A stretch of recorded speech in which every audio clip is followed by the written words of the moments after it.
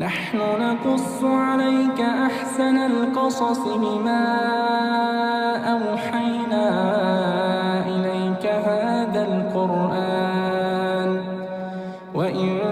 كنت من قبله لمن الغافلين۔ اے پیغمبر، ہم اس قرآن کے ذریعے سے جو ہم نے تمہاری طرف بھیجا ہے تمہیں ایک نہایت اچھا قصہ سناتے ہیں اور تم اس سے پہلے بے خبر تھے۔ بسم اللہ الرحمن الرحیم وصلی اللہ علی النبی الکریم۔ حضرت داؤد علیہ السلام کس طرح بادشاہ بنے؟ جب طالوت بنی اسرائیل کے بادشاہ بن گئے تو آپ نے بنی اسرائیل کو جہاد کے لیے تیار کیا اور ایک کافر بادشاہ جالوت سے جنگ کرنے کے لیے اپنی فوج کو لے کر میدان جنگ میں نکلے۔ طالوت بہت ہی قد آور اور نہایت ہی طاقتور بادشاہ تھا۔ وہ اپنے سر پر لوہے کی جو ٹوپی پہنتا تھا اس کا وزن 300 رتل تھا۔ جب دونوں فوجیں میدان جنگ میں لڑائی کے لیے صف آرائی کر چکی تو حضرت طالوت نے اپنے لشکر میں یہ اعلان فرما دیا کہ جو شخص جالوت کو قتل کرے گا میں اپنی شہزادی کا نکاح اس کے ساتھ کر لوں گا اور اپنی آدھی سلطنت بھی اس کو عطا کر دوں گا۔ یہ فرمان شاہی سن کر حضرت داؤد علیہ السلام آگے بڑھے جو ابھی بہت ہی کم سن تھے اور بیماری سے چہرہ زرد ہو رہا تھا، اور غربت و مفلسی کا یہ عالم تھا کہ بکریاں چرا کر اس کی اجرت سے گزر بسر کرتے تھے۔ روایت ہے کہ حضرت داؤد علیہ السلام گھر سے جہاد کے لیے روانہ ہوئے تو راستے میں ایک پتھر یہ بولا کہ اے داؤد، اے حضرت داؤد، مجھے اٹھا لیجئے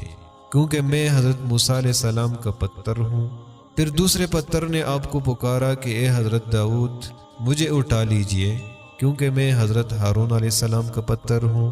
پھر ایک تیسرے پتھر نے آپ کو پکار کر عرض کیا کہ اے حضرت داؤد علیہ السلام، مجھے اٹھا لیجئے کیونکہ میں جالوت کا قاتل ہوں۔ آپ علیہ السلام نے ان تینوں پتھروں کو اٹھا کر اپنے جولی میں رکھ لیا۔ جب جنگ شروع ہوئی تو حضرت داؤد علیہ السلام اپنی گوپن لے کر صفوں سے آگے بڑھے، اور جب جالوت پر اس کی نظر پڑی تو آپ نے ان تینوں پتھروں کو اپنے گوپن میں رکھ کر بسم اللہ پڑھ کر گوپن سے تینوں پتھروں کو جالوت کے اوپر پھینکا، اور یہ تینوں پتھر جا کر جالوت کی ناک اور کوپڑی پر لگے اور اس کے بیجے کو پاش پاش کر کے سر کے پیچھے سے نکل کر 30 جالوتیوں کو لگے اور سب کے سب مقتول ہو کر گر پڑے۔ پھر حضرت داؤد علیہ السلام نے جالوت کی لاش کو گھسیٹتے ہوئے لا کر اپنے بادشاہ حضرت طالوت کے قدموں میں ڈال دیا۔ اس پر حضرت طالوت اور بنی اسرائیل بے حد خوش ہوئے۔ جالوت کے قتل ہونے سے اس کا لشکر بھاگ نکلا اور حضرت طالوت کو فتح مبین ہو گئی، اور اپنے اعلان کے مطابق طالوت نے حضرت داؤد علیہ السلام کے ساتھ اپنی لڑکی کا نکاح کر دیا اور اپنی آدھی سلطنت کا ان کو سلطان بنا دیا۔ پھر پورے 40 برس کے بعد حضرت طالوت بادشاہ کا انتقال ہو گیا تو حضرت داؤد علیہ السلام پوری سلطنت کے بادشاہ بن گئے، اور جب حضرت شمویل علیہ السلام کی وفات ہو گئی تو اللہ تعالیٰ نے حضرت داؤد علیہ السلام کو سلطنت کے ساتھ نبوت سے بھی سرفراز فرما دی۔ آپ سے پہلے سلطنت اور نبوت دونوں اعزاز ایک ساتھ کسی کو بھی نہیں ملا تھا۔ آپ پہلے بادشاہ، پہلے شخص ہیں کہ ان دونوں عہدوں پر فائز ہو کر 70 برس تک سلطنت اور نبوت دونوں منصبوں کے فرائض پورے کرتے رہے، اور پھر آپ کے بعد آپ کے فرزند حضرت سلیمان علیہ السلام کو بھی اللہ تعالیٰ نے سلطنت اور نبوت دونوں مرتبوں سے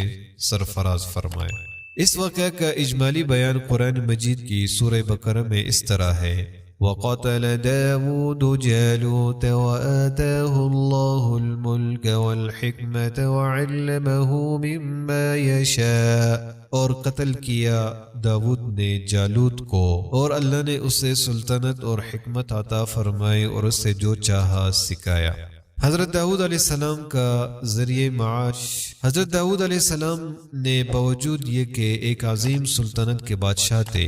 مگر ساری عمر وہ اپنے ہاتھ کی دستکاری کی کمائی سے اپنے خورد و نوش کا سامان کرتے رہے۔ اللہ تعالیٰ نے آپ کو یہ معجزہ عطا فرمایا تھا کہ آپ لوہے کو ہاتھ میں لیتے تو وہ موم کی طرح نرم ہو جایا کرتا تھا، اور آپ اسے زرے بنایا کرتے تھے اور ان کو فروخت کر کے اس رقم کو اپنا ذریعہ معاش بنائے ہوئے تھے۔ اور اللہ تعالیٰ نے آپ کو پرندوں کی بولی سکھائی تھی۔ حضرت طالوت کے سرگزشت کی طرح حضرت داؤد علیہ السلام کی مقدس زندگی سے یہی سبق ملتا ہے کہ اللہ تعالیٰ جب اپنا فضل و کرم فرماتا ہے تو ایک لمحہ میں رائی پہاڑ اور ذرہ کو آفتاب بنا دیتا ہے۔ غور کرو کہ حضرت داؤد علیہ السلام ایک کمسن لڑکے تھے اور خود نہایت ہی مفلس اور غریب باپ کے بیٹے تھے، مگر اچانک اللہ تعالیٰ نے ان کو کتنے عظیم اور بڑے بڑے مراتب و درجات کے اعزاز سے سرفراز فرما دیا کہ ان کے سر پر تاج شاہی رکھ کر انہیں بادشاہ بنا دیا،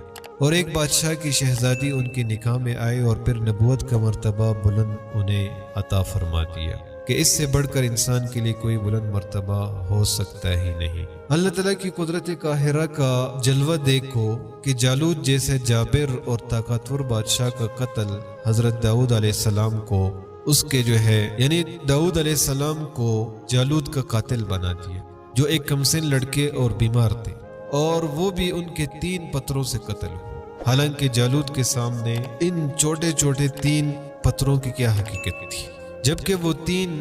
سورت الوزن کی فولادی ٹوپی پہنے ہوئے تھا۔ مگر حقیقت تو یہ ہے کہ اللہ تعالیٰ اگر چاہے تو ایک چیونٹی کو ہاتھی پر غالب کر دے، اور اللہ تعالیٰ اگر چاہے تو ہاتھی ایک چیونٹی کا کچھ بھی نہیں بگاڑ سکتا۔ واقعی مذکورہ بالا میں آپ نے پڑھ لیا کہ طالوت دبگری یعنی چمڑا پکانے کا پیشہ کرتے تھے یا بکریاں چراتے تھے، اور حضرت داؤد علیہ السلام بھی پہلے بکریاں چرایا کرتے تھے، اور پھر جب اللہ تعالیٰ نے ان کو بادشاہ بنا دیا اور نبوت کی شرف سے بھی سرفراز فرما دیا تو انہوں نے اپنا ذریعہ معاش زرع بنانے کی پیشے کو بنا لی۔ اس سے معلوم ہوا کہ رزق حلال طلب کرنے کے لیے کوئی پیشہ اختیار کرنا، خواہ وہ دبگری ہو یا چرواہی ہو یا لوہاری ہو یا کپڑا بننا ہو، الغرض کوئی پیشہ ہرگز نہ ذلیل ہے، نہ ان پیشوں کے ذریعے روزی حاصل کرنے والوں کے لیے کوئی ذلت ہے۔